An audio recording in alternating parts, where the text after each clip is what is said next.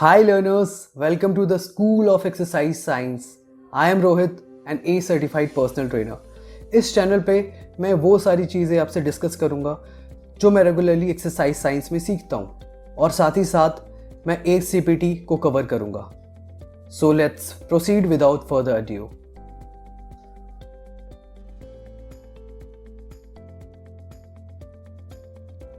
Hello learners, welcome to the school of exercise science. तो हमने finally complete कर लिया था rapport stage and investigation stage. अब हम थर्ड वाले स्टेज पे आ रहे हैं जो कि है planning stage. So let's proceed. The planning stage of the client personal relationship should be viewed as a give and take opportunity in terms of communication. ठीक है, सिंपल प्लानिंग स्टेज कहा गया कि give and take kind of stage है, मतलब communication का, यानी kind of आप उनको कम्युनिकेट करते हैं, वो अपनी प्रॉब्लम आपको कम्युनिकेट करते हो, तो मिलके आगे प्लान करते हो. फिर while personal trainers move into a more active role during this stage, they must continue to listen clients' responses to their ideas and suggestions that and also elicit input from the client. तो यहाँ पे मतलब personal trainer का role थोड़ा ज़्यादा और active हो जाता है कि क्योंकि आप ही को प्लान करना है, वर्कआउट प्रोग्राम डिज़ाइन करना है, राइट. हाउएवर आपको क्लाइंट का इनपुट लेना है. ठीक है, कि पर्टिकुलर प्लान अगर बना रहे हो तो क्लाइंट का उस पर क्या रिस्पॉन्स है, उस क्लाइंट क्या सोचता है उस बारे में, उसका क्या आइडिया सजेशंस क्या रहता है. ठीक है, client adherence often improves when clients actively partner with personal trainers in the process of exercise program design. Client के एडहेरेंस, क्लाइंट लंबा टिकता है. ठीक है, लंबे रेस का घोड़ा बन जाता है जब मतलब क्या कहेगा, अगर उसका इन्वॉल्वमेंट बढ़ जाता है. किसी भी प्रोग्राम अगर आप डिजाइन करो, एक्सरसाइज प्रोग्राम, अगर वो इन्वॉल्व होता है ना, तो चांसेस है फ्यूचर में भी वो स्टिक रहेगा, कमिट रहेगा उसमें. The planning stage generally moves through the following steps. तो अब प्लानिंग स्टेज में भी कुछ स्टेप्स आते हैं. तो पहला स्टेप क्या आता है? Setting goals. ठीक है. Second, generating and discussing alternatives. Third, formulating a plan, evaluating the exercise program. So first point जो स्टेप है वो क्या है? Setting goals. गोल सेट करना. सबसे पहले हम क्या करते हैं? गोल सेट करते हैं. Setting goals is an important process for initial and continued behavioural change. It is an integral part of all exercise programmes. So कहा गया है गोल सेटिंग बहुत ही इंपॉर्टेंट प्रोसेस है शुरुआत के लिए, शुरुआत के बिहेवियरल चेंज के लिए और कंटिन्यू बिहेवियरल चेंज के लिए कोई गोल सेट करना बहुत जरूरी है. क्योंकि हमारे पास डायरेक्शन होगा तभी तो हम उस दिशा में घूमेंगे. अगर हमें पता ही नहीं रहे कहाँ जाना है तो हम किधर किधर भी जाते रहेंगे, राइट. तो गोल सेट करना बहुत इंपॉर्टेंट है. The best thing about goal setting is that it is relatively simple to employ and extremely effective when done properly. तो कहा गया है सबसे अच्छी चीज़ है गोल सेटिंग में कि मतलब सिंपल है. ठीक है, गोल सेट करना इज काइंडली इज सिंपल, और अगर प्रॉपरली क्लाइंट और पर्सनल ट्रेनर मिलके उसको अच्छे से इम्प्लीमेंट करते हैं तो उसके रिजल्ट्स अच्छे आएंगे, राइट, इफेक्टिव होंगे. Right, goal setting must be used systematically and should be an active part of the program to maximize adherence. So बोला गया है गोल सेटिंग भी सिस्टमैटिकली यूज करना चाहिए and should be an active part of the program to maximise adherence. मतलब कहा गया है गोल सेटिंग बहुत एक्टिव पार्ट, इंपॉर्टेंट पार्ट होना चाहिए किसी भी एक्सरसाइज प्रोग्राम का, ताकि क्लाइंट एडहेयर कर सके, right. The following are few key considerations to keep in mind during the goal setting process. ये चीजें ध्यान रखनी है जब भी हम गोल सेट कर रहे हैं. पहला पॉइंट क्या है? Avoid setting too many goals. Keep the number of goals manageable and attainable so that client is not overwhelmed with all that he or she needs to accomplish. सबसे पहले बहुत ज़्यादा गोल नहीं सेट करना है, वो गोल्स सेट करने हैं जो मैनेजेबल हो, अटेनेबल हो, जो क्लाइंट अटेन कर सकता है, यानी जो क्लाइंट कर सकता है, रियली अचीव कर सकता है, राइट. क्योंकि ज़्यादा दे दो तो क्लाइंट ओवरवेल्म हो जाएगा, फिर सोचेगा मेरे से कुछ हो ही नहीं रहा है, मेरे से कुछ अकम्प्लिश मैं कर ही नहीं पा रहा हूँ, तो कोई फायदा ही नहीं. ठीक है, तो वो जो कर सकता है, उससे जो मैनेज हो सकता है, पहले वो हमें देखना है. Second point, avoid setting negative goals. ठीक है, नेगेटिव गोल्स अवॉइड करना है. क्या होता है? If the client wants to set a goal of not missing any workout, the personal trainer should help the client reframe this goal in a positive way. I will attend every scheduled workout session. मान के चलो कोई client सोचता है कि मुझे इस हफ्ते में एक भी वर्कआउट सेशन नहीं छोड़ना, तो काइंड ऑफ ना नेगेटिव गोल हो गया मुझे क्या नहीं करना है वो दिमाग में आ रहा है, क्या करना है वो नहीं आ रहा है, राइट। तो आपको एज अ पर्सनल ट्रेनर हमेशा पॉजिटिव गोल सेट करना है। तो आप उनको हेल्प करो ये सेट करने में कि देखो आपको ऐसे सोचना है कि मुझे सारा वर्कआउट अटेंड करना है, राइट, सारा वर्कआउट अटेंड करना है हफ्ते का, ना कि ये सोचना है कि मुझे कोई भी मिस नहीं करना है। तो पॉजिटिव गोल सेट करना बहुत इंपॉर्टेंट है। Setting negative goals puts the focus on the behaviour that should be avoided. तो नेगेटिव गोल्स उस पर फोकस करता है कि क्या हमें नहीं करना है, right, not the behaviour to be achieve. उस पर फोकस नहीं करना हमें क्या करना चाहिए, right. It is important that the client is thinking about achievement not avoidance. बहुत इंपॉर्टेंट है क्लाइंट सोचे हमें क्या अचीव करना, कि हमें अवॉइड करना है, right. Third, set short and long term goals as well as process and performance goals. So clients should be achieving short term successes in each workout. तो short term goals भी आपको set करने हैं, long term goals भी set करना है, right. तो 3 महीने का आप टारगेट ले सकते हो, मान के चलो 3 महीने में मुझे 7.5 या 8 किलो तक लूज कर लेना है, ठीक है। मान के चलो आज के वर्कआउट का हमारा क्या शॉर्ट टर्म गोल हो सकता है। तो आज के वर्कआउट का हमारा शॉर्ट टर्म ये गोल हो सकता है कि मान के चलो किसी पर्टिकुलर स्पीड पे 6 के स्पीड पे 20 मिनट आपको चलना है, 8 के स्पीड पे 20 मिनट चलना है। आज आपको 5 किलो से 15 रेपिटेशंस निकालना है 3 सेट। तो ये शॉर्ट टर्म गोल्स हो गए, राइट। किसी भी तरह का आप शॉर्ट टर्म गोल्स वो लगाओ और लॉन्ग टर्म गोल्स भी सेट करो, राइट। तो शॉर्ट टर्म गोल्स में मतलब लॉन्ग टर्म क्या है कि 3 महीने का टारगेट है, तब आपको पता चलेगा। शॉर्ट टर्म में क्या है कि अभी आपने अचीव कर दिया तो वो सेंस ऑफ अचीवमेंट होगा, वो कॉन्फिडेंस बढ़ेगा। तो शॉर्ट टर्म गोल्स बहुत जरूरी है सेट करना, लॉन्ग टर्म भी। As well as process and performance goals. देखो ये दिया हुआ है, आगे हम डिस्कस करते हैं क्योंकि आगे मेंशन्ड है ऑलरेडी, ठीक है, कि प्रोसेस और परफॉर्मेंस गोल्स होते क्या है। Include the client in the process. Client को प्रोसेस में आपको इंक्लूड करना है, हमने पहले भी बात की थी, ठीक है। For a client to optimise success in attaining a desired outcome to achieve one's vision of what life will be like after behaviour change has been made, it is important that the client's value inform the development of his or her goals. So basically यही बोला गया है कि किसी भी goal setting में मान के चलो या फिर किसी भी तरह का हमारा डिजायर्ड आउटकम हमें चाहिए किसी पर्टिकुलर तरह का, और किसी बिहेवियरल चेंज हमें करना है किसी भी तरह का, तो क्लाइंट के वैल्यूज उसमें अटैच होने चाहिए, राइट। क्लाइंट इन्वॉल्व रहना चाहिए, क्लाइंट का वैल्यू उससे मैच होना चाहिए, राइट। तो क्लाइंट का अगर वैल्यू, क्लाइंट कुछ सोचता है उसका वैल्यूज कुछ और है लेकिन गोल हम सेटिंग कुछ और बना दी और ये कर रहे हैं, तो वो मैच नहीं हो पाता है। तो ना क्लाइंट एडियर कर पाएगा ना रिलेट कर पाएगा उससे। So that is why client के वैल्यूज ना उनको कंसिडर करके हमें वो गोल सेटिंग में रखना है, इसलिए क्लाइंट का इन्वॉल्वमेंट बहुत जरूरी है। This collaboration between the client and personal trainer during the goal setting process will strongly influence the potential success of client achievement. वही बोल रहा है, कोलैब एज अ टीम आप कोलैब करो और साथ में मिलके गोल सेटिंग करो। प्रोसेस में क्लाइंट इन्वॉल्व रहना चाहिए, मोटा मोटी बोलने का ही मतलब है। Revisit the goals on a regular basis.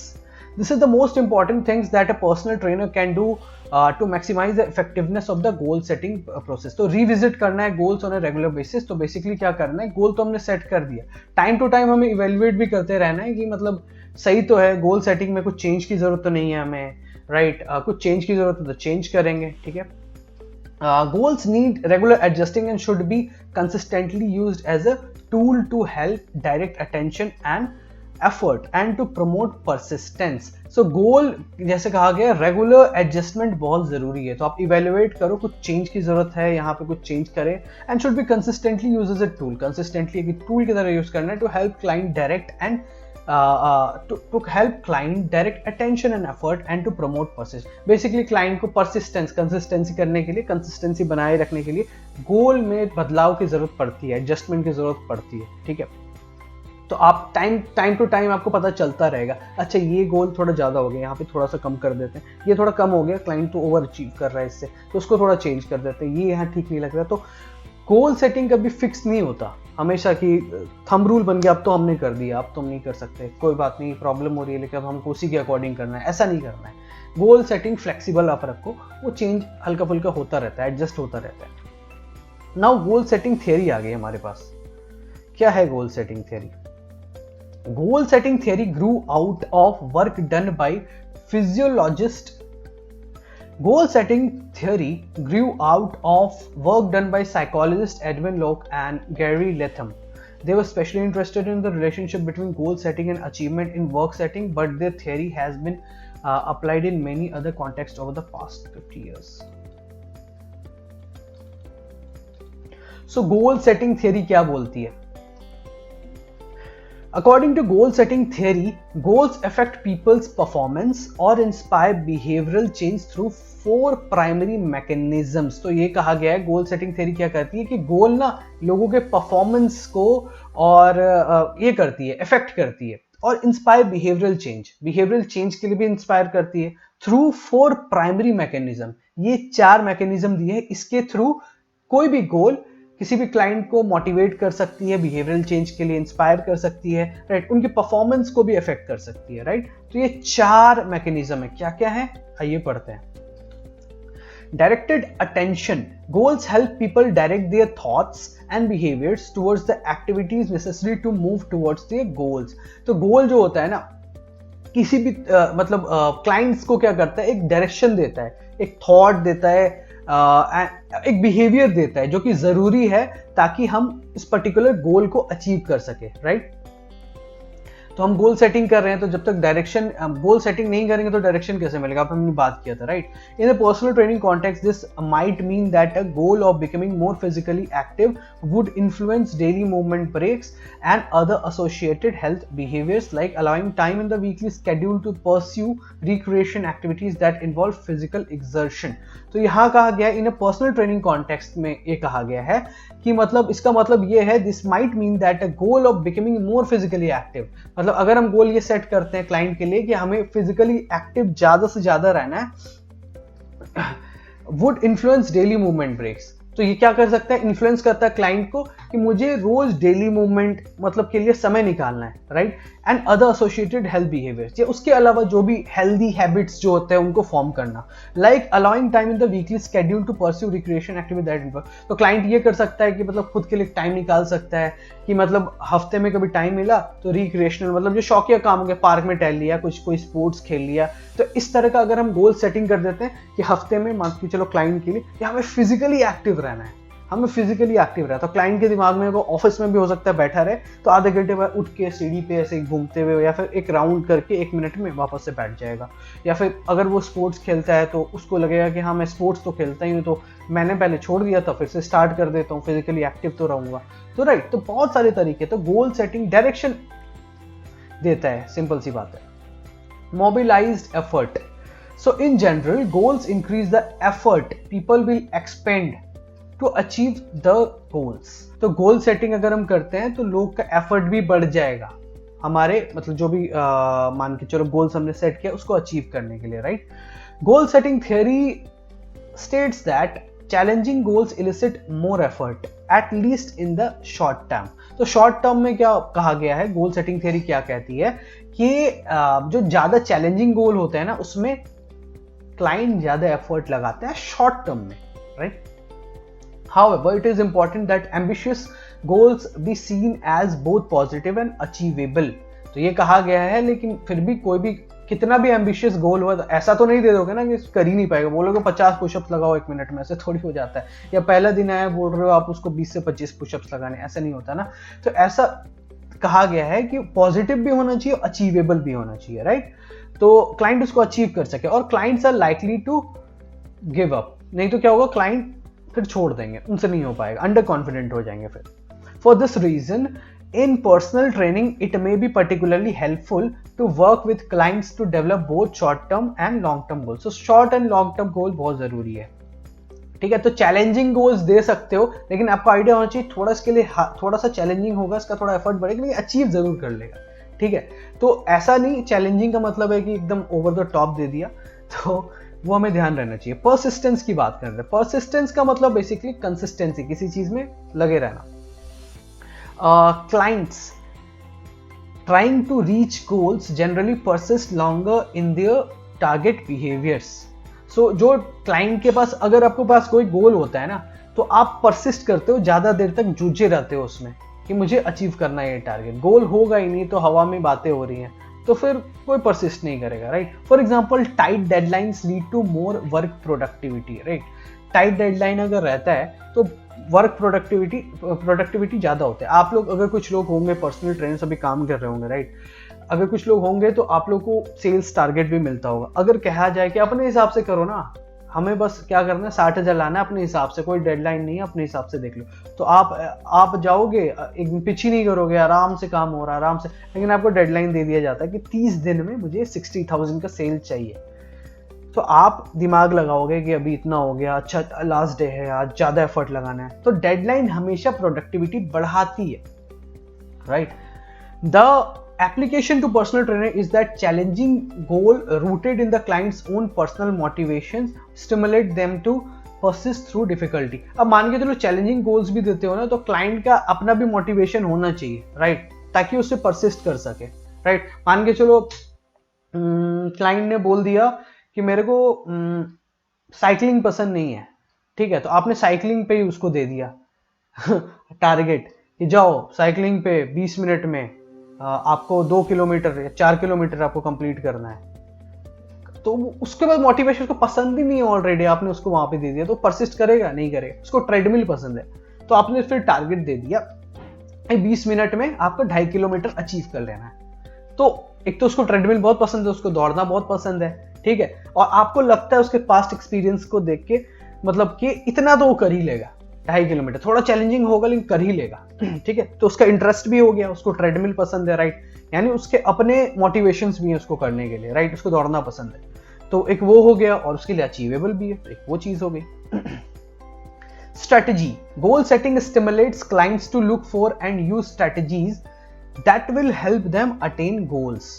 तो गोल सेटिंग में क्या होता है ना, क्लाइंट भी सोचता है कि भाई क्या स्ट्रेटजी बनाए अपने हिसाब से ताकि हम उस गोल को अचीव कर सके, राइट। तो क्लाइंट के दिमाग में भी आता रहता है हम क्या किया जाए। मैं तो सुबह 6 बजे उठती नहीं हूँ, तो काम करती हूँ घर पे मम्मी को बोल देती हूँ या फिर अलार्म लगा लेती हूँ, और क्या किया जा सकता है, ये जो मेरा हेल्थ बिहेवियर है जो मैं खा रही हूँ पकौड़े, इसके जगह पे मैं क्या कर सकता। तो उसके दिमाग से वो भी एक स्ट्रेटेजी बना रही है क्लाइंट भी, ठीक है, ऑफिस से इतने देर पहले निकल जाना है तो यहाँ तक पहुंच जाऊंगा, तो ताकि उस गोल, क्योंकि उसके दिमाग में गोल सेट है, मेरे को ये अचीव करना है, उसके लिए मुझे ये करना पड़ेगा। गोल सेट ही नहीं हो तो फिर तो उसको समझ ही नहीं आएगा क्या करना है, ठीक है।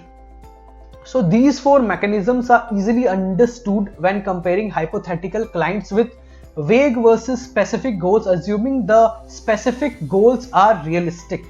So कहा गया है कि बेसिकली ये जो भी गोल हो रहा है तो हमें वेग वर्सेस स्पेसिफिक गोल्स, तो हमें हवा में नहीं रखना क्लाइंट को बल्कि स्पेसिफिक गोल देना है, राइट।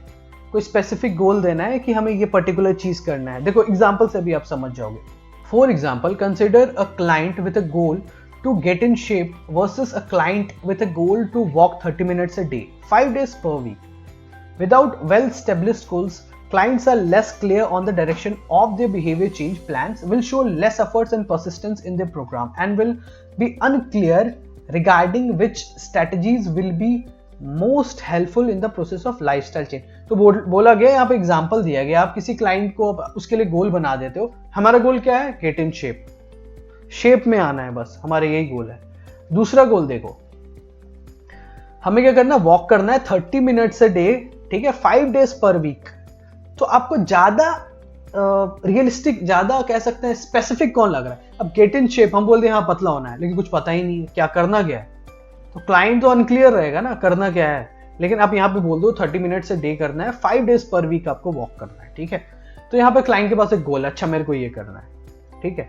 तो क्लाइंट या हवा में नहीं है, यहाँ पे क्लाइंट श्योर है, तो उस हिसाब से स्ट्रेटेजीज बनेंगे, उसके तरफ से हम बढ़ेंगे, ठीक है। रियलिस्टिक भी होना चाहिए यहाँ पे गोल, यहाँ पे बोला गया है, ठीक है।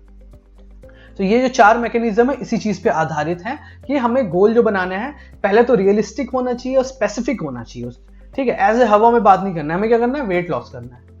अच्छा ठीक है, आगे क्या करना है, वेट लॉस करना है, ठीक है। प्लान तो बताओ करना क्या, वेट लॉस करना है। क्या होगा, फ्रस्ट्रेट होगा क्लाइंट, अनक्लियर होगा क्लाइंट। पहला हमारा गोल, मेन गोल क्या है, वेट लॉस, ठीक है। वेट लॉस कितना, इतना, इस महीने में इतना, उसके लिए क्या करना है, वॉक करना है, हफ्ते में इतना, इतने मिनट। देखो कितना क्लियर है, right. Okay, setting smart goals as described in the following section help clients and personal trainers establish clear, well defined goals that will foster client success. तो स्मार्ट गोल्स सेट करना बहुत जरूरी है, ठीक है, तभी सक्सेस मिल पाएगा हमें। स्मार्ट गोल्स क्या है, अभी हम आगे बढ़ने वाले हैं। Goal setting varies in its effect on a persons behaviour depending upon a number of variables. ठीक है, गोल सेटिंग बोला है, वेरी करता है कि इसका इफेक्ट किसी पर्सन पे क्या होगा, उसके बिहेवियर पे क्या होगा, उसके भी बहुत सारे वेरिएबल्स हैं। ठीक है, तो goal setting theory lists a number of goal moderators that personal trainer can consider as they work with clients to set helpful goals।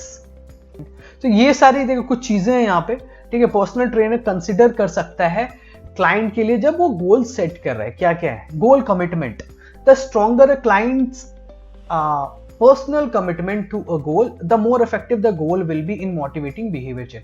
अब क्लाइंट का पर्सनल इसमें कमिटमेंट अगर रहता है ना तो बहुत ज्यादा इफेक्टिव हो जाता है, ठीक है, ताकि बिहेवियर चेंज करना। As predicted by self determination theory, people generally set more ambitious goals and work harder towards the goal if the goals are perceived to be freely chosen and personally meaningful। अपने chapter 3 में पढ़ा है self determination theory कि मान के चलो किसी भी तरह का गोल है, मतलब people generally set more ambitious goal, ठीक है, एंड वर्क ज्यादा हार्ड करते हैं, ज्यादा एम्बिशियस गोल्स करते हैं जब क्या करता है उनका वो फ्रीली चूज कर पाते हैं एंड उनके हिसाब से होता है, राइट।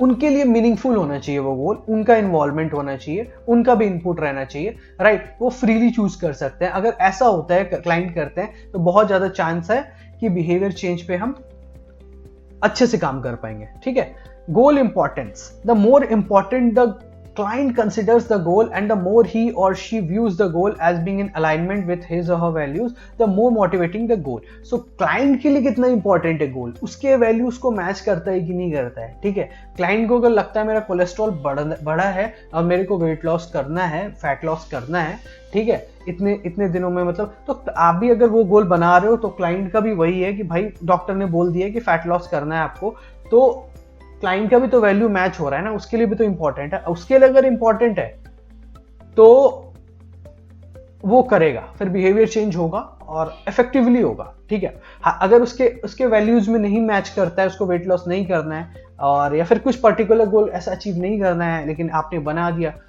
उसके मायने नहीं है, राइट। सेल्फ एफिकेसी क्या है, या self efficacy, the higher person self efficacy with regard to behaviours needed for reaching a goal, the more likely he or she will be to persist in the face of difficulty। Self efficacy high रहेगा। Self efficacy आपको याद है क्या है, हमने पहले भी पढ़ा है।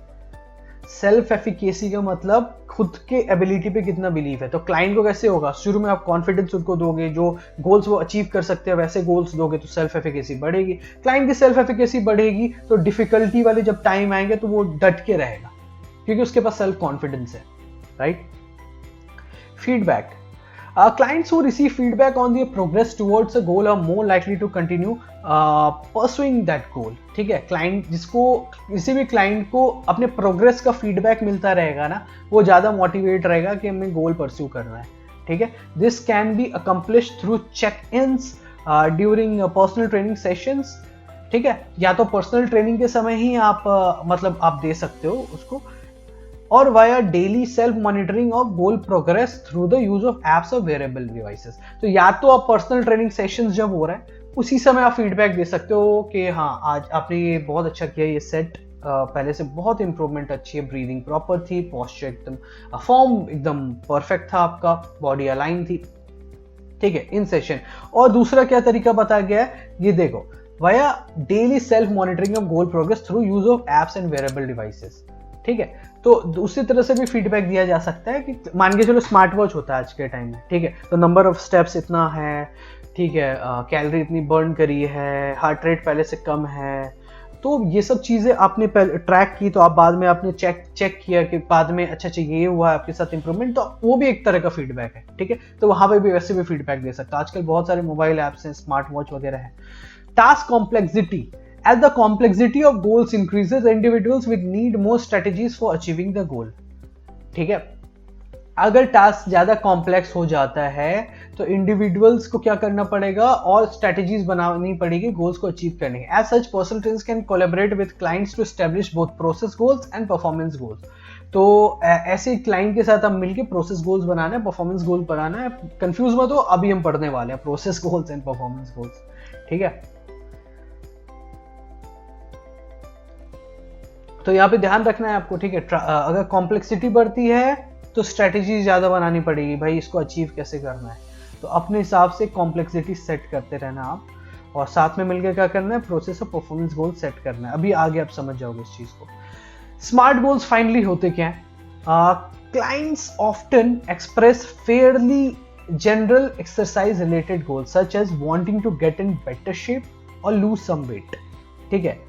तो क्लाइंट जनरली क्या करता है, मतलब एक जनरल एक्सरसाइज रिलेटेड गोल के साथ आता है कि भाई मेरे को या तो टोन्ड बॉडी कर दो, मेरे को बॉडी को ना स्लिम कर दो, मोटापा कम कर दो, इस तरह की चीजें लेके आता है जनरल, ठीक है। The personal trainer should help client define goals in more specific and measurable terms so that progress can be evaluated. तो एज अ पर्सनल ट्रेनर हमारी ड्यूटी क्या है कि हम ज़्यादा स्पेसिफिक गोल्स को बना सके, ज़्यादा मेजरेबल बना सके, ठीक है।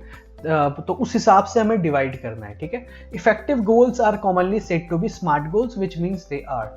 तो इफेक्टिव गोल्स होते हैं, उन्हें स्मार्ट गोल्स कहते हैं। स्मार्ट गोल्स क्या होते हैं? तो एस का मतलब स्मार्ट गोल्स के एस का मतलब है specific. So goal must be clear and ambiguous and स्टेटिंग precisely what should be accomplished. तो स्पेसिफिक होना चाहिए, पर्टिकुलर हमें करना क्या है, ठीक है, मोटा होना है लेकिन क्या करना है। अभी एग्जाम्पल था ना हमारे पास कि 30 मिनट्स 5 डेज अ वीक हमें वॉक करना है, स्पेसिफिक गोल, ठीक है।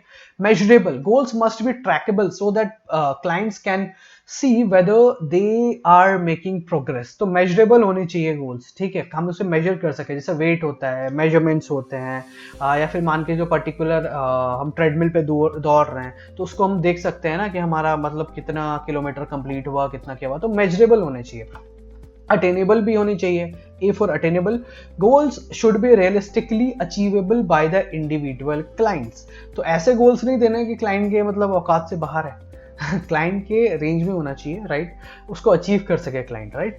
The achievement of goal reinforces commitment to the programme and encourages the client to continue exercising. तो अचीव कर लेगा क्लाइंट तो ऑब्वियसली कंटिन्यू करेगा ही और इनकरेज होगा, सेल्फ एफिकेसी बढ़ेगी।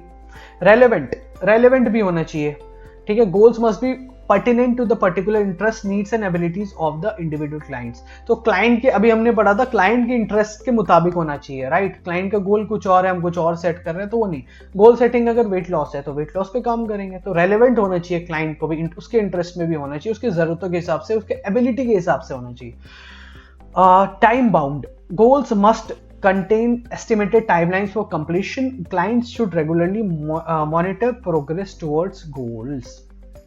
तो क्या होना चाहिए, गोल्स के एक पर्टिकुलर टाइम होना चाहिए, एक डेडलाइन होना चाहिए, राइट। कि मान के चलो हमें एक हफ्ते में इतना वेट लूज करना है, एक 3 महीने में इतना करना है, या फिर पोस्चर करेक्ट कर लेना है इतने टाइम में। तो काइंड ऑफ डेडलाइन रहता है तो मोटिवेशन रहती है, ठीक है। और client should regularly progress, client को भी रेगुलरली अपना प्रोग्रेस मॉनिटर भी करना है, ठीक है।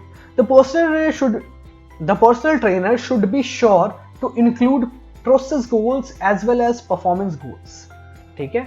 अब a process goals is something a client does such as completing a certain number of workouts per week, ठीक है। प्रोसेस गोल्स का क्या मतलब है, जो क्लाइंट करता है, मान के चलो जैसे यहाँ पे एग्जांपल दिया गया, certain number of workouts per week, right, वो एक काइंड ऑफ प्रोसेस है।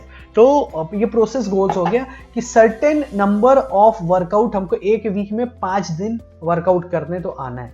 तो प्रोसेस गोल्स ये इस तरह का हो गया, ठीक है। A performance goal is something achieved like weight loss or resistance lifted on a strength training machine.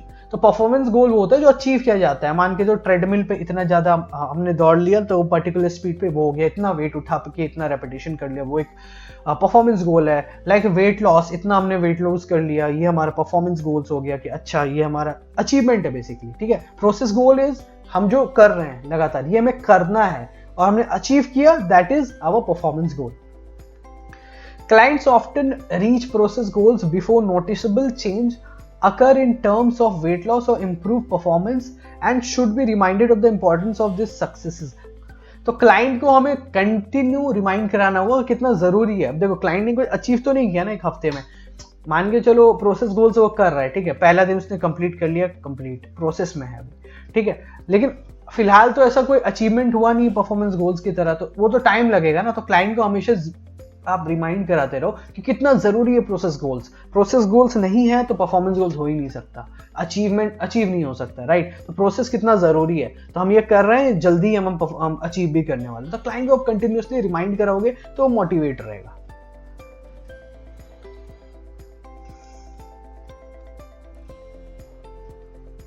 सो यहाँ दिया गया fitness indicators for smart goal setting. Fitness indicator क्या क्या है, ठीक है। इमोशनल हेल्थ इंडिकेटर, ठीक है। क्लाइंट्स में have measurable improvements in mood, energy levels and sleep quality and fewer feelings of stress and irritability following exercise। सो ये मतलब गोल, जब स्मार्ट गोल आप सेट करते हो तो क्या क्या इंडिकेटर्स हैं कि भैया काम हो रहा है, मतलब ठीक है। फिटनेस इंडिकेटर क्या क्या हो सकता है क्लाइंट में चेंज। तो इमोशनल हेल्थ इंडिकेटर में क्या होगा, क्लाइंट का क्या हुआ, मूड इंप्रूव हुआ, एनर्जी लेवल इंप्रूव हुआ, स्लीप क्वालिटी भी इंप्रूव होगी, स्ट्रेस भी कम हो रहा है, ठीक है। इरिटेबिलिटी फॉलोइंग एक्सरसाइज, इरिटेशन नहीं हो रहा अब एक्सरसाइज करने के बाद, मतलब कुछ भी इस तरह का पॉजिटिव चेंजेस है। रेस्टिंग हार्ट रेट, ठीक है। Many personal trainers have their clients measure resting heart rate either first thing in the morning or before falling asleep at night. तो बहुत सारे पर्सनल ट्रेनर क्या होता है, क्लाइंट के रेस्टिंग हार्ट रेट को मेजर करवाते हैं या तो सुबह उठते ही या तो सोने से पहले, ठीक है। तो रेस्टिंग हार्ट रेट क्या हो गया, अब नॉर्मली रेस्ट हो, बहुत ज्यादा फिजिकल एक्टिविटी नहीं कर रहे हो, नॉर्मल हो, ठीक है, तो उस समय आपका हार्ट रेट क्या है, तो that is resting heart rate. Clients new to exercise often experience a decrease in resting heart rate after a few months of exercise. So client जो होते हैं, जो नए होते हैं एक्सरसाइज में, कुछ महीनों के बाद उनका रेस्टिंग हार्ट रेट कम होने लगता है, यानी ये एक अच्छा साइन है। मतलब बॉडी को अब कम, हार्ट को अब कम बीट करना पड़ रहा है सेम लेवल ऑफ इंटेंसिटी को मेंटेन रखने के लिए, यानी कम बीट्स में ही उसका काम हो जा रहा है बॉडी का, राइट। उतना ब्लड फ्लो हो रहा है, पूरा प्रोसेस, मतलब हार्ट को ज्यादा एफर्ट नहीं लगाना पड़ रहा है। इसका मतलब आपका कार्डियो रेस्पिरेटरी फिटनेस अच्छा हुआ है। Heart rate during a given सब maximal workload. So clients performing cardiorespiratory exercise are also likely to experience a decrease in exercise heart rate during exercise performed at a standard workload on a piece of equipment that is similar to the type of exercise that was performed during fitness testing. The sub-maximal load or loads must be identical each time the client is tested. सो ये कहा गया है कि देखो resting heart rate तो कम होता ही है, साथ में एक्सरसाइज जो कर रहे हैं उस समय भी वो वाला हार्ट रेट कम होने लगता है। ट्रेडमिल पे मान के चलो अगर हम 8 के स्पीड पे दौड़ रहे हैं 20 किलोमीटर, पहले हमारा हार्ट रेट 210 होता था, तो अब हमारा धीरे धीरे क्या होने लगा, 200 होने लगा, 190 होने लगा।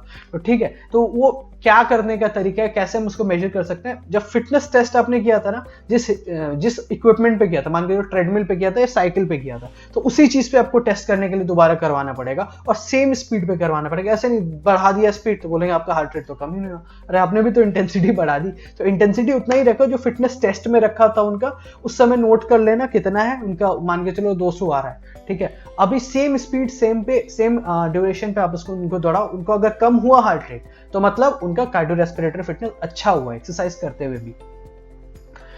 Okay, muscular strength and endurance की बात करते हैं, ठीक है। Gains in muscular strength and endurance occur fairly quickly during the first few months of an exercise program. तो मसल स्ट्रेंथ और एंड्योरेंस बहुत ही ज्यादा बढ़ता है, अच्छा खासा बढ़ता है अगर शुरू में कोई बिगिनर स्टार्ट करता है, शुरू के मंथ्स में अच्छा खासा इंपैक्ट दिखता है, ठीक है।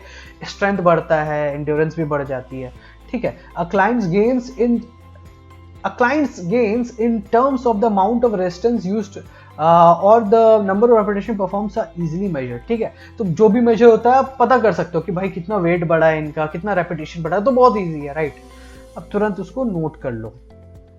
अब वॉकिंग टेस्ट देखते हैं। Measuring fitness improvement with some sort of timed walk test usually yields positive results if clients have been walking as part of their exercise programs for several weeks. So आप fitness improvement देख सकते हो, मतलब particular अब walk test ले लो client का, ठीक है, पहले से ज्यादा टाइम तक वॉक कर रहा है, ठीक है, और अभी उसको दिख रहा है तो वॉक में भी मतलब उसका बड़ा है इंप्रूवमेंट है। अगर वो पहले से करता आ रहा है फिर आप उस पर चेक करो, राइट। पहले से नहीं कर रहा है, पहली बार कर रहा है, तो फिर आप टेस्ट नहीं कर, कंपेयर कैसे करोगे फिर, right.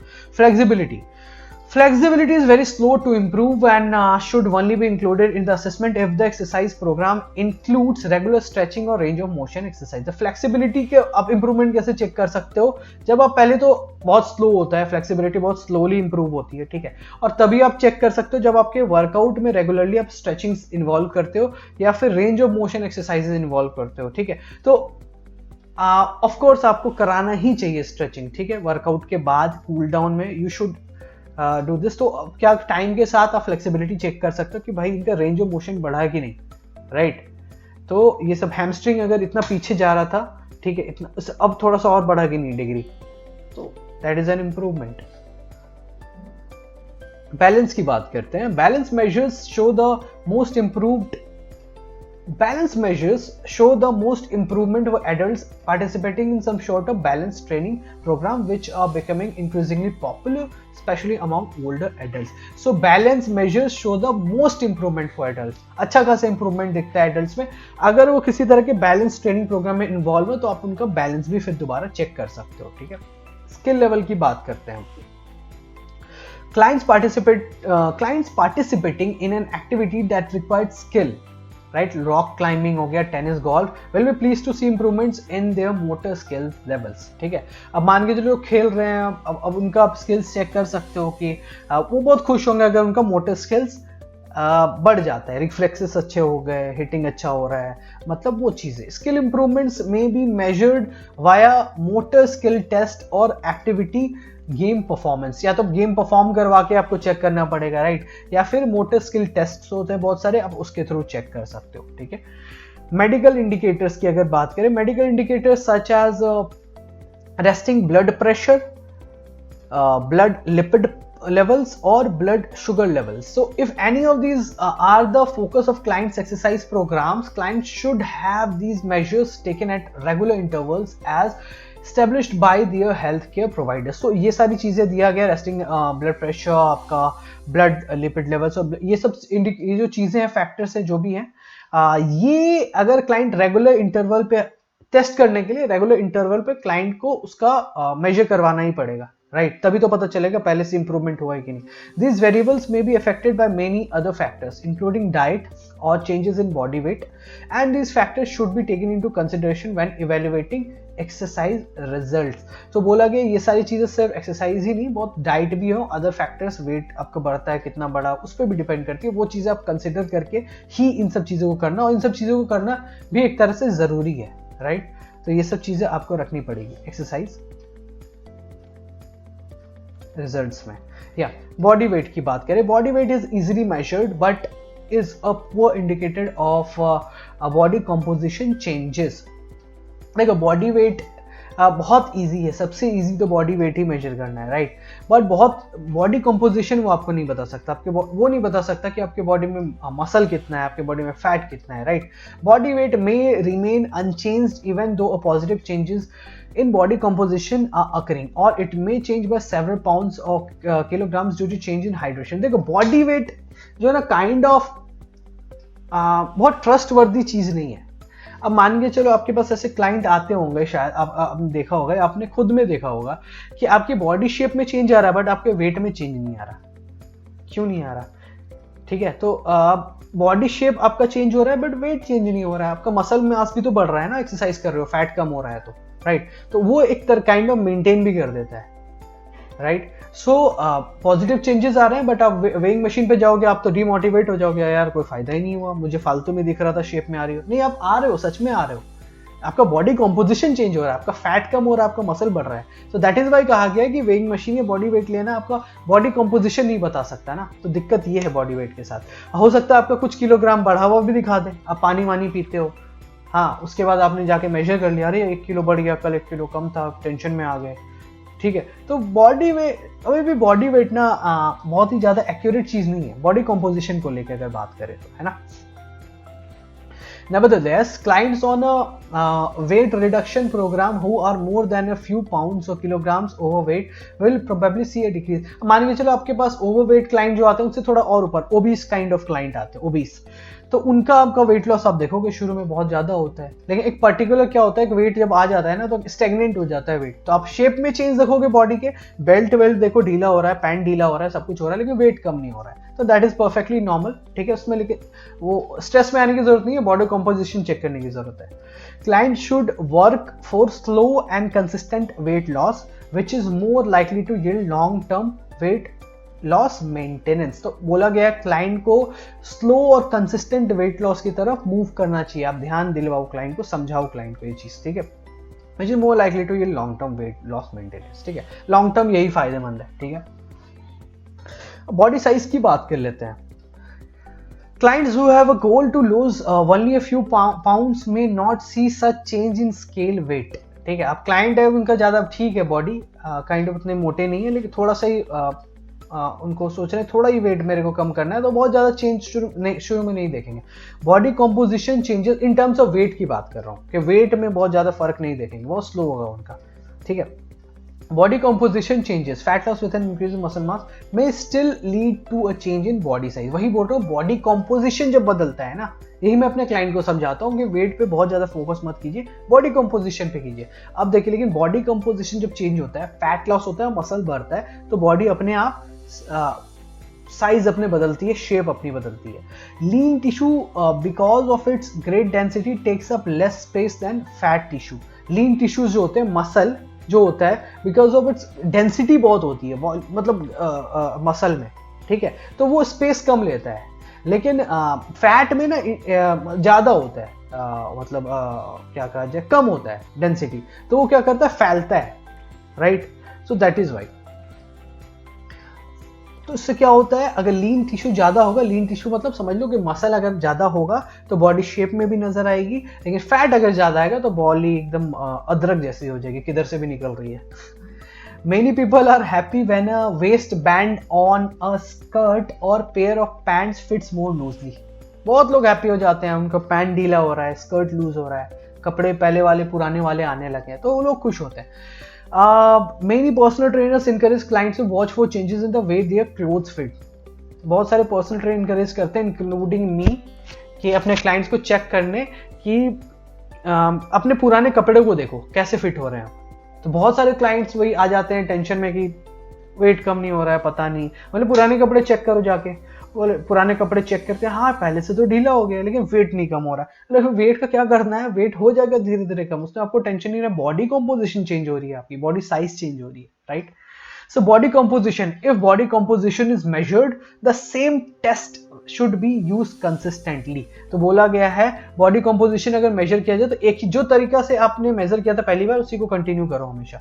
Some personal trainers record circumferences और skin folds without predicting body composition. कुछ पर्सनल ट्रेनर क्या करते हैं, सर्कमफेरेंस ले लेते हैं, ठीक है, सर्कमफेरेंस मतलब इंच टेप से, ठीक है, नाप ले लेते हैं। स्किन फोल्ड्स एक आता है, स्किन फोल्ड कैलिपर आता है, एक डिवाइस आता है, अमेजोन पे सर्च करोगे तो आपको मिल जाएगा, उससे देख लेते हैं, या फिर उससे चेक कर लेते हैं विदाउट प्रेडिक्टिंग बॉडी कॉम्पोजिशन। मतलब वो ध्यान नहीं रखते हैं बॉडी कॉम्पोजिशन क्या होना चाहिए, इनका फैट क्या होना चाहिए, प्रेडिक्ट नहीं करते हैं इनका फैट क्या होगा, इनका मसल क्या होगा। Changes in these measures may be indicative of fat loss और इंक्रीज इन मसल साइज। तो मान के चलो अब क्या हो गया, अब चेंज तो हो रहा है बॉडी में, ठीक है, तो आपको उतना ध्यान समझ में नहीं आ रहा ना कि मसल बढ़ रहा है, फैट कम, मतलब क्या हो क्या रहा है बॉडी में, बॉडी कंपोज। तो आपको ना हमेशा मतलब एक अंदाजा लगाना पड़ेगा, फैट मतलब फैट अभी बॉडी में कितना % होगा, राइट, टाइम के साथ आपको समझ में आ जाएगा, ठीक है। या फिर एक मशीन आती है BCA machine, BCA body composition analysis ऐसा करके फुल फॉर्म है। तो आप जिम्स, अच्छे जिम्स में होते भी हैं, आजकल सारे जिम्स में जनरली प्रोवाइड कर रहे हैं, धीरे धीरे स्टार्ट हो रहा है। तो BCA मशीन में जिस टाइम पे आपने मेजर किया अपने क्लाइंट का, मान के चलो morning without any food and water measure कर लो, नेक्स्ट टाइम जब फ्रेश होके आ गया क्लाइंट, उसके बाद उसके बाद जब भी उनका मेजर करो तो विदाउट उसी टाइम पे मेजर करो, without water and food, and वो मेजर कर लिया करो और आप बॉडी कॉम्पोजिशन हमेशा पता चलता है। अब देखो आप क्या करोगे, आप अगर इंच टेप ले लोगे, ठीक है, आपको अंदाजा नहीं है कि बॉडी उनका फैट कितना होगा क्लाइंट का, तो अब नेक्स्ट टाइम मतलब अगर उसके साइज में चेंज होगा तो आपको समझ ही नहीं आएगा या मसल लॉस हुआ या फैट लॉस हुआ है कि नहीं। तो ये चीज हमें ध्यान रखनी है कि हमें एटलीस्ट बॉडी कॉम्पोजिशन का पता रहे। बहुत सारे तरीके हैं बॉडी कॉम्पोजिशन पता करने के, हम पढ़ेंगे आगे के चैप्टर्स में, so don't stress about it. अब क्या है, how to set health and fitness goals that motivate clients for long term adherence. ठीक है, कैसे ऐसे हम हेल्थ और फिटनेस गोल्स सेट कर सकते हैं जो क्लाइंट को लॉन्ग टर्म सस्टेन कर सके, right. Listen carefully to understand that what clients hope to accomplish with an exercise program। अब क्लाइंट को ध्यान पूर्वक सुनो कि भाई उसको क्या अचीव करना है, ठीक है, किसी एक्सरसाइज प्रोग्राम से। Help them define specific measurable goals, उनको हेल्प करो स्पेसिफिक और मेजरेबल गोल्स बनाने में। Suggest additional goals that clients may not have thought of, such as feeling more energetic and less stressed. ठीक है, अब हर कोई आता है सब वेट लॉस वेट गेन सोच के आता है, ठीक है। नो वन, बहुत रेयरली कोई सोच के आता है कि एनर्जी लेवल इंप्रूव करना है, स्ट्रेस कम फील करना है। तो आप ये सब एडिशनल गोल्स ऐड करो कि आपको देखो पहले से ज़्यादा एनर्जी फील होती है कि नहीं, पहले लेथार्जिक लगता था, अभी अब थोड़ा एक्टिव फील होता है कि नहीं लगता, पहले से कम स्ट्रेस फील होता है कि नहीं, तो ये सब, स्लीप क्वालिटी कैसी हो रही है आपकी, ये सारी चीज़ें, मूड कैसा रहता है, तो ये सब एडिशनल गोल्स बनाओ। ब्रेक लार्ज गोल्स, जो बड़े गोल्स हैं उनको तोड़ो। रीचेबल इन 6 months और मोर, ठीक है। लार्ज गोल को डिफाइन किया है जो मान के चलो 6 महीने उससे ज्यादा के, into small goals, reachable in 3 to 6 months। Small goals पे तोड़ो उसको 3 to 6 month में, ठीक है। And even weekly goals such as completing a certain number of exercises, weekly goals में फिर उसको तोड़ो, ठीक है, कि certain number of exercise session हमें कंप्लीट करना है, ठीक है, इतने के स्पीड में इतनी देर दौड़ना है, इतने के वेट पे इतना रेपिटेशन, इतने सेट्स निकालना है, ठीक है। Include many process goals such as completion of exercise sessions, process goals हमें डालना ही डालना है, राइट, कि एक्सरसाइज सेशंस इतना हमें कंप्लीट करना है, ठीक है, एक हफ्ते में। In other word, simply completing workout accomplishes a goal, ठीक है। तो बोला गया सिंपली एक वर्कआउट भी अगर कंप्लीट करो तो वो भी एक गोल होना चाहिए कि आप आज का गोल है आपका ये वर्कआउट करना है, ठीक है। कल हम सेट करते हैं अगले मंडे आपको ये कंप्लीट करना है, तो वो उसने कंप्लीट कर दिया तो वहाँ पे एक गोल कंप्लीट हो गया, तो सेंस ऑफ अचीवमेंट भी आता है। Record goals and set up record keeping system to record workouts and track progress towards goals. तो गोल्स को हमें रिकॉर्ड करना है या फिर ऐसा सिस्टम रखना है जिसको हम ट्रैक कर सके, उसके प्रोग्रेस को रिपोर्ट कर सके। तो बहुत सारी चीज़ें होती हैं, राइट, आप उनको नोट डाउन किया करो, उनका करंट वेट क्या है। अभी मैं क्या करता हूँ, किसी को भी क्लाइंट को एक्सरसाइज कराता हूँ तो कितने वेट पे कितना रेपिटेशन क्या किया वो प्रॉपर नोट करता हूँ ताकि पता लगे कि स्ट्रेंथ में कितना इंप्रूवमेंट हो रहा है, राइट। तो ये सारी चीज़ें आप कर सकते हो। बॉडी कंपोजिशन ले सकते हो, पहले लिया बाद में चेक किया, अच्छा इतना इंप्रूवमेंट है, तो बहुत सारी चीज़ें। Be sure clients understand what types of exercise will help them reach their health and fitness goals। ठीक है, तो आपको समझना पड़ेगा कि क्लाइंट को कौन सारी एक्सरसाइज उनका जो हेल्थ एंड फिटनेस गोल है उसको अचीव करने में हेल्प कर सकती है। Reevaluate and revise goals and exercise recommendation periodically to prevent discouragement if large goals are not being met.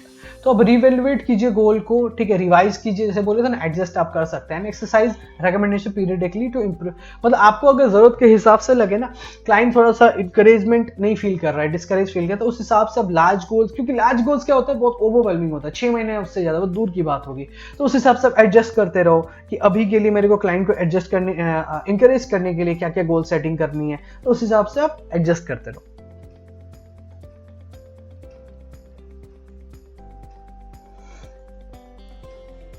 Now, generating ideas and discussing options. Once goals have been clarified, the client and personal trainer are ready to generate and discuss various ways of achieving these goals. अब देखो, एक बार मान के चलो सब कुछ clear है, ठीक है, हमें करना क्या है, तो क्या करना है, अब client and personal trainer generate and discuss various ways of, अब क्या क्या तरीका है, किस तरीके से हम इसको अचीव कर सकते हैं। जब गोल बन गया, ठीक है, स्पेसिफिक गोल बन गया, आप किस तरीके से हम इसको अचीव कर सकते हैं, The personal trainer should remember that although it may not have been formally stated, the ultimate goal for every client is adherence to the exercise. देखो आप उसको क्लाइंट को बताते नहीं हो, आप भी शायद नहीं सोचते होगे कि गोल अच्छा ठीक है ये है, लेकिन हम ये नहीं सोचते अल्टीमेट गोल हमारा क्या है, एडहेरेंस, क्लाइंट को सस्टेन करना, ठीक है, लंबा क्लाइंट करे वर्कआउट, लंबे लॉन्ग टर्म करे, ठीक है. Similarly, the personal trainer hopes that the client will find the exercise program achievable and rewarding, so that client continues working with the personal trainer and more importantly develop a lifelong habit of regular physical activity. Similarly, personal trainer के भी यही मतलब ऐसे ही रहना चाहिए कि ऐसे goals दें कि क्लाइंट अचीव कर सके, लॉन्ग टर्म सस्टेन कर सके, ठीक है. A number of variables influence client adherence and these should be taken into consideration as the client and personal trainer explore options for working towards the established goal. बोल रहे number of variables होते हैं जो client के adherence को affect करते हैं, इनको हमें कंसिडरेशन में लेना चाहिए. तो एग्जांपल क्या है, one of the most common causes of exercise drop out is that client perceive the exercise program as too time consuming. तो बोल रहे हैं सबसे कॉमन क्या है, exercise program client drop out कर देते हैं जब उसको लगता है कि बहुत लंबा खिंच रहा है यार, 2 घंटा मैं वर्कआउट में लगा देता हूँ, टाइम कंज्यूमिंग अगर क्लाइंट को लगता है तो. If a client has dropped out of programs for this reason in the past, it makes sense for the personal trainer to encourage a fairly modest exercise program that may necessitate some goals adjustment but will be preferable to ambitious program that is never performed. So basically client अगर ऐसा experience रहा है client का कि मान के चलो उसको 2 घंटे पहले लग रहा था तो ड्रॉप आउट कर चुके हैं ऑलरेडी प्रोग्राम से, फिर से अभी ज्वाइन कर रहा है, तो आपको एक्सपीरियंस पता है, तो उस हिसाब से आप मॉडेस्ट वर्कआउट बनाओ, उनके लिए इजी वर्कआउट बनाओ, जल्दी अचीव हो मतलब कम टाइम जो कंज्यूमिंग करे, और गोल एडजस्ट उसी हिसाब से आपको करना है, ठीक है, उसी हिसाब से एम्बिशियस गोल्स बनाने हैं, ठीक है, जो क्लाइंट को सूटेड हो, मोटा मोटी बोलने का ये मतलब, right. When clients are only going to be working with a personal trainer for one session or a few sessions, the exercise program design must be simple enough that a client can perform the program on his or her own. देखो क्या होता है, generally as a personal trainer generally हम क्या करते हैं, 12 sessions in general अगर बात करूं तो हफ्ते का 3 सेशंस बैठता है, 12 सेशंस होते हैं महीने के जनरली. कुछ होते हैं जो 5 सेशन लेते हैं हफ्ते के, तो 20 सेशंस जितना भी उनको लेना है, 300 दिन लेना है.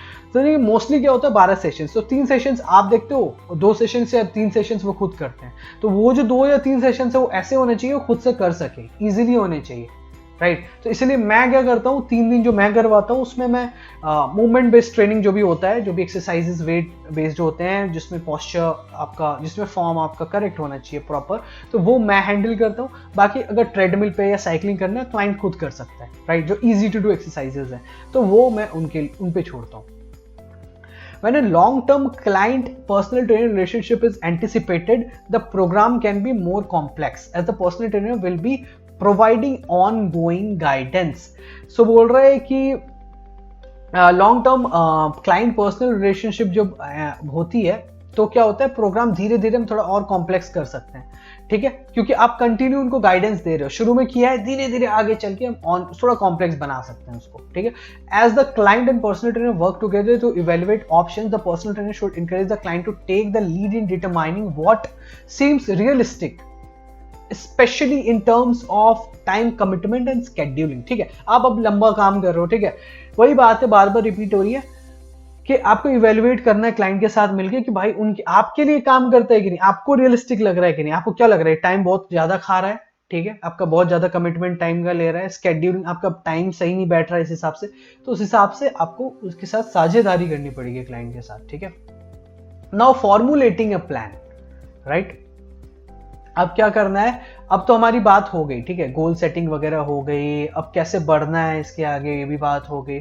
अब फॉर्मुलेटिंग ए प्लान, ठीक है, इंप्लीमेंट करना है प्लान को. ठीक है, तो personal trainer should consider all the information gathered during the investigation stage, current research for exercise program design and the client's goal, and then collaborate with the client on next steps for achieving those goals. तो बोला है कि आपने investigation stage में बहुत सारे निकाले हैं इंफॉर्मेशन, एक्सरसाइज प्रोग्राम डिजाइन में उसमें आपको पता चला है क्लाइंट का गोल क्या है, उसके हिसाब से आपने कोलैबोरेट करना है और आगे बढ़ना है. This is an excellent opportunity to use a client centred approach.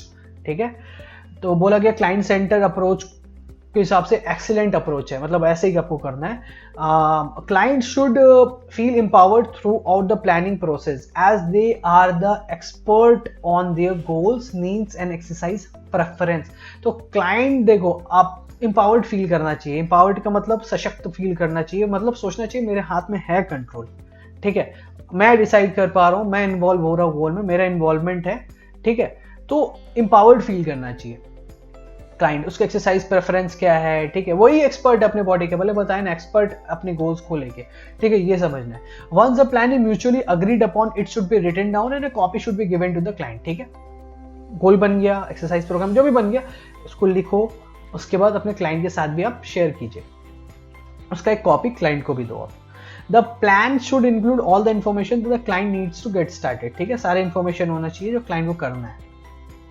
ठीक है, the personal trainer should also take this opportunity to help the client feel prepared to begin an exercise program. Many clients appreciate advice on what to wear, where to go, and any other tips on facility etiquettes and customs that might help them feel more comfortable in a new environment. तो as a personal trainer client हमें भी मतलब ये हमारे लिए भी opportunity है, client को मतलब फील कराओ कि भाई अब प्रिपेयर हो जाओ। ठीक है, एक्सरसाइज प्रोग्राम स्टार्ट करना है। और देखो यहाँ क्लाइंट ना जनरली अप्रिशिएट करते हैं अगर आप हट के आउट ऑफ द बॉक्स थोड़ा सा एडवाइस देते हो क्लाइंट को। जैसे कि मान के चलो हमें पहनना क्या है, ठीक है, वेयर टू गो, कहाँ जा सकते हो, मतलब where to go in the sense के मान के चलो 3 दिन आपके साथ वर्कआउट कर रही है, क्लाइंट को आप 2 दिन बोल सकते हो आप जाओ पार्क में जाओ, या फिर इस वाले पार्क में चले जाओ, यहाँ पे अच्छा है, या कुछ भी काइंड ऑफ दैट। किस तरह के कपड़े होने चाहिए, right, breathable clothes and all, and any other tips on facility etiquettes and custom.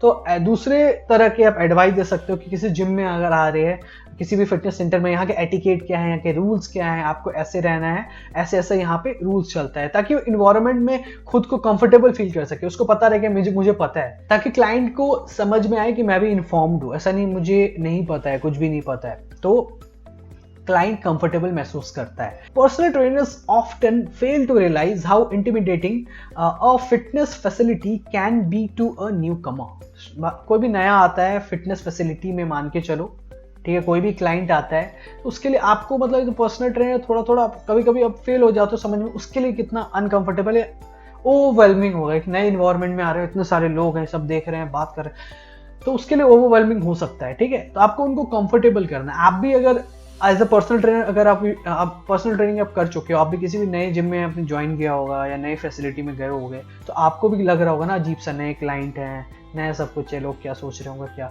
तो ये सबके साथ होता है, ह्यूमन साइकोलॉजी है। Offering some guidance specially if a client will be exercising on his or her own can be extremely valuable in helping clients to feel more both comfortable and competent as they engage in physical activity. So आप उनको guidance दो, आप उनको guide करोगे, अच्छे से बताओगे, तो वो कंफर्टेबल भी फील करेंगे और उनको लगेगा कि हाँ मैं फिजिकली एक्टिविटी में इन्वॉल्व हो सकती हूँ। आप उनको कंफर्टेबल करो, अच्छे से गाइड करो उस दिन। ठीक है, शुरू के कुछ दिनों में खासकर। Now evaluating the exercise program. अब एक्सरसाइज प्रोग्राम इवेल्युएट करना है, ठीक है, ये लास्ट है। देखो अब गोल सेटिंग भी हो गई, ठीक है, उस हिसाब से हमने स्पेसिफिक गोल्स भी बनाए, ठीक है, पहले गोल सेटिंग, फिर रियलिस्टिक स्पेसिफिक गोल्स वगैरह भी हुए। अब उसको हमें क्या करना है, इम्प्लीमेंट करना है। वो हुआ, इम्प्लीमेंट हो गया और सब कुछ स्टार्ट हो गया। अब क्या करना है, इवेल्युएट करना है। इवेल्युएट मतलब मूल्यांकन करना है। अब हमने वो बात अभी की थी ना कि दोबारा आपको गोल पे जाके चेक करना है कि कुछ चेंज की जरूरत है क्या, कुछ क्या है, अभी कैसा प्रोग्रेस चल रहा है, राइट। तो exercise program evaluation occurs regularly as the client and personal trainer review exercise records at their sessions together and discuss what is working and what needs to change. देखो आपको कोलैबोरेट करना है साथ में, पर्सनल ट्रेनर और client. आप लोग client का भी रिव्यू दो, आपको क्या यहाँ पे इसमें प्रॉब्लम आ रहा है इस पर्टिकुलर, तो आप उस हिसाब से आप क्या काम कर रहे हैं, क्या चीज़ हेल्पफुल हो रही है, क्या चीज़ में प्रॉब्लमेटिक है, तो उस हिसाब से आप गोल को एडजस्ट करो, एक्सरसाइज प्रोग्राम को एडजस्ट कर सकते हो। Clients may also be reassessed. पहले तो हमने गोल्स के बारे में पढ़ा, अभी हम पढ़ रहे एक्सरसाइज प्रोग्राम को रीएवेल्युएट करने का, ठीक है। Clients may also be reassessed periodically to measure progress towards goals, तो क्लाइंट को भी हमें रीअसेस करना है टाइम टू टाइम, ठीक है, क्या इंप्रूवमेंट आया, ताकि हम उनका प्रोग्रेस मेजर कर सके, ठीक है, गोल में कितना मतलब किस हिसाब से हम आगे बढ़ रहे हैं, ठीक है। The exercise programme should be evaluated in terms of both exercise challenge and adherence, ठीक है।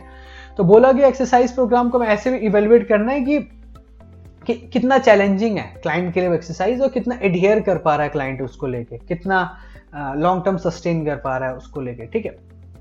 If adherence is faltering, the client and personal trainer should discuss what is causing problems and revise the exercise program design as necessary.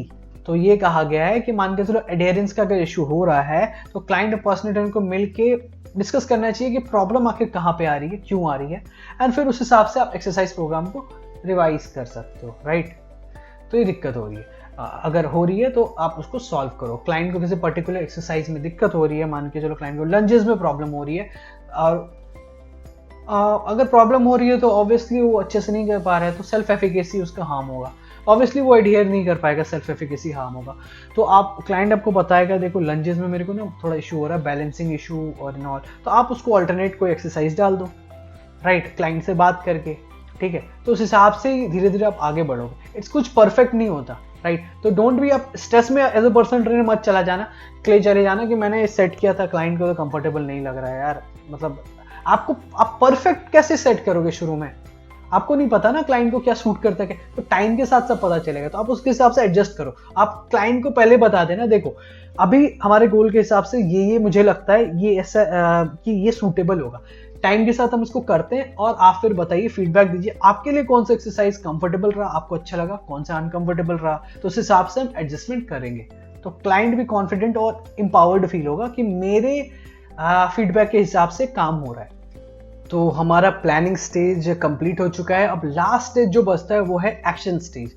So next part में आपको action stage मिल जाएगा, और action stage के बाद ये chapter खत्म, then will move to chapter number 5। So thank you so much for watching, फिर मिलते हैं नेक्स्ट पार्ट में, बाय।